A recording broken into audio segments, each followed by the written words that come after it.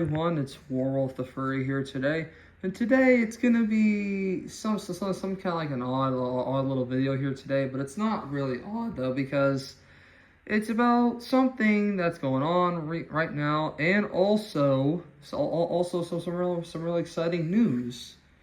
So anyways, first of all, I'm going to talk about some things that my mom showed me unexpectedly from some woman that apparently that she got these from.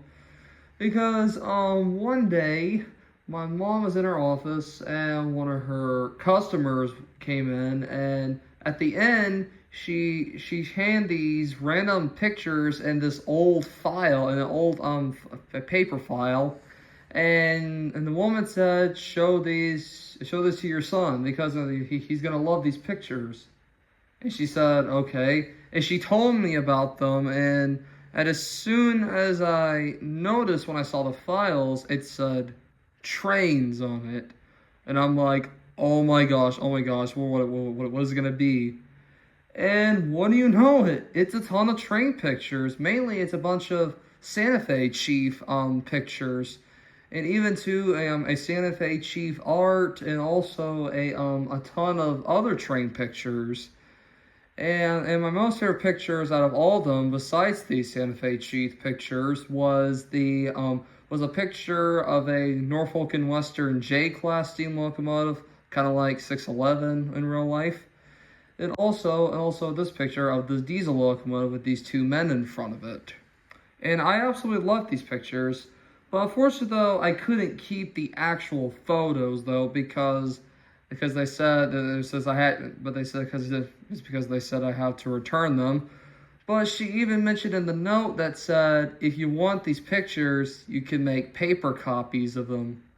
So of course, I ended up making copies of the picture of the J-class locomotive from the Norfolk and Western Railroad, and also the picture with the diesel locomotive with the two men in front of it. And at some point, I'm going to frame these pictures at some point. And then one other thing that was also given to me, and the note said keep, and it was a magazine from 1993 with Amtrak in it. And apparently it was a 1993 advertisement magazine to advertise Amtrak, the Amtrak Railroad, of course. And I really like the front cover of it, especially it features it features two Amtrak F40 PHs, especially the F40 PH is one of my favorite diesel locomotives out there because they just look absolutely awesome. And I was really happy to see those pictures. I was absolutely thrilled to see all these pictures. It was a ton, a ton of photos, which is what I'm actually showing y'all right now. And now the main topic of this video. We need to discuss about a 3-foot gauge locomotive, and right now it's in Ogden, Utah, and it's Denver and Rio Grande Western number 223, a consolidation type locomotive, and that was built sometime in 1890s, built in New Jersey around there, built by the Grant Locomotive Works around there. And also, this locomotive is the last surviving locomotive built by the Grant Locomotive Works in the entire world. Sorry about that, but this locomotive ran for the Denver Rio Grande Western for many years until it was retired sometime around in the early 50s. And then it sat in Denver for years until the 80s. It somehow got moved all the way up to Salt Lake City, Utah. And then later it was then displayed in Liberty Park in the state of Utah. And then later it got moved to the Ogden train station up there. And then it was moved to the Ogden Railroad Museum. And there they actually had a plan to restore the locomotive to operating condition. And then from these past years, it looked like the locomotive was in pretty good progress because of the tender was almost complete. But the locomotive, however, it's been a massive undertaking. And then a few years ago, the project kind of came to a halt until finally, until the city of Ogden said, it says, y'all need to get this locomotive out of here and find someone else to take care of the project. And thankfully, they were able to find a new home for this locomotive. And also at the train show that was held in Utah up there a few months ago, they, on this poster board, they said they plan to move locomotive 223 to Durango. Yes, they're moving it to the Durango and Silverton Railroad. But I don't know if they're going to continue the restoration there or not. Or maybe it might be even taken to the Colorado Railroad Museum to be restored. And that would actually will be a great place for it to be restored at, and especially since they have a track for it to run on, and also the right kind of machinery to do all the restoration work on it. And this is actually great for this engine. But really though too, this locomotive definitely needs some attention. And too, this locomotive has been restoration for like, I don't know, like how many years, and it's been going just a massive undertaking. But don't worry though, this locomotive will be running back again here soon. And also, there has been a lot of discussions of where to run this locomotive. There's plans to run it at the Durango and Silverton Railroad possibly, or running it at the Congress and Toltec Railroad, or even running it at the Colorado Railroad Museum in Golden, Colorado. And this is actually great for this locomotive because it'll have some places for this locomotive to actually run on, especially since it's on its home rails. And now 223 will not be owned by the Colorado Railroad Museum. It's actually being owned by these 5 individuals right here. And also here's their email link for 223. And also I'll put the email also in the description as well. And also, too, if you guys want to help 223 and help continue this restoration, I highly recommend if y'all donate to this project. And also, hopefully, we'll see another Denver-Rio Grande consolidation back on the rails once again. Then hopefully, will be able to go get to see it at some point in the future once it's all restored.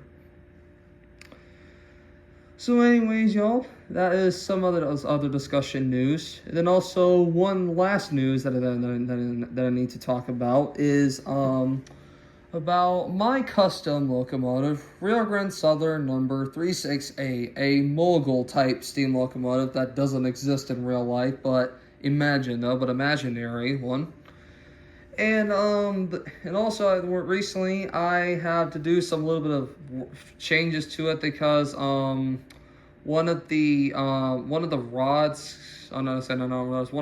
rods details that I added to the front of the cow chucher came off, and I had to redo it, but thankfully I was able to redo it with the same wire, and I still need to do some little more detail to it, and also add the realistic coal load into the tender. And now I have to figure out something though. Originally I was going to use some real life small black rocks to maybe use it as coal, but then I realized that would make the tender a little heavy, and that would make my locomotive a little bit of struggle in order for it to run.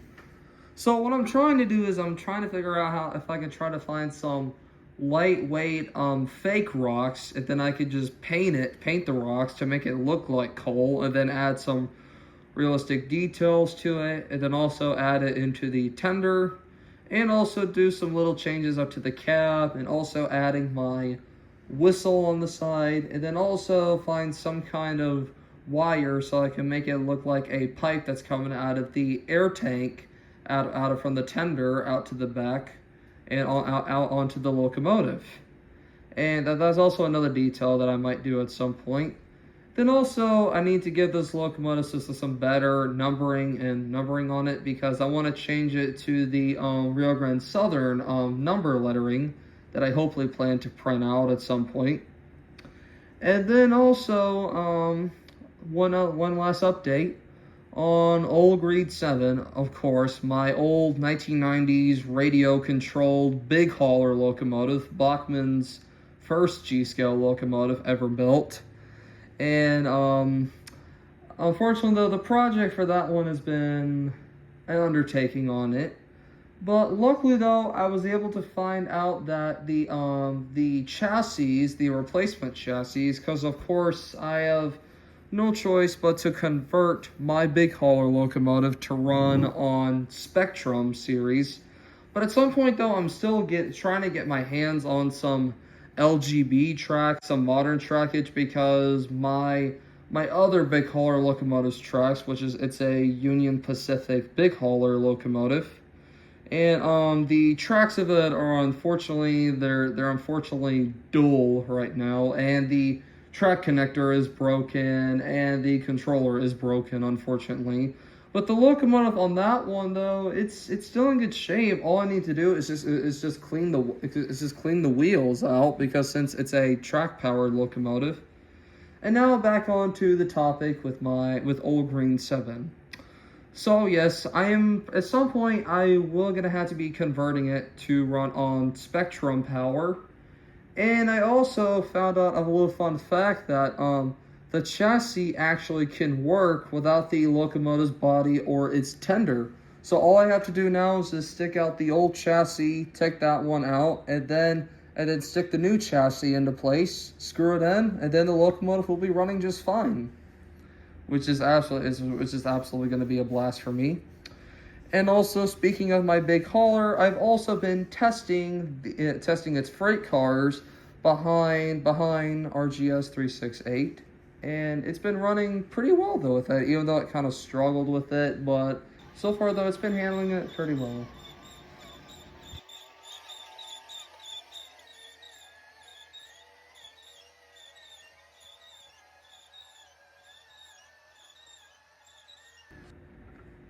So anyways, though, y'all, hopefully y'all enjoyed this video, and also some little bit of update news. So anyways, this is Warwolf howling off.